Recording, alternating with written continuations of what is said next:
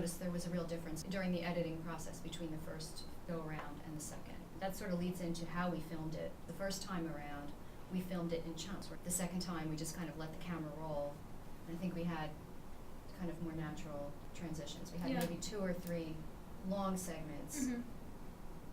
So we had a couple different camera angles to work with, but we didn't stop and start as much either. It's better to do the full run through a couple of times in a couple of different positions and then take that and cut what we want from that. In anything, it's easier to cut something down than to add something to it. You can't add on to if you don't have it, but if we have more than we need, we could always cut away from that. The first run through of the script that we did, you would move away from the camera too soon when you finished speaking. So it was kind of hard to edit with that, so it's good to have a pause, even if it's just you looking at the screen for maybe 5 seconds after you're done speaking, because then it gave me a little more to work with to cut. When you use the flip and use Windows Movie Maker, you have to leave the files where they are until you are done with the project and it's become its final movie, because if you move them, even if you have them on your desktop and you move them into another folder, then the program, it's still pulling them from the original path that you put it in from. So I would keep all your footage from the beginning until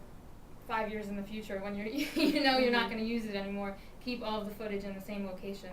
I thought the other really great thing about Movie Maker, and you said it was fairly easy to use, but some of the effects that that transitioned between the different clips in the video, folding down the pages, some of those effects. It looked attractive, and you said it was pretty easy it's to really, do. and if you can point and click and drag, you can use Windows Movie Maker. It's that simple. It gives you a whole selection of transitions, and you just pick the one you want and you drag it and drop it.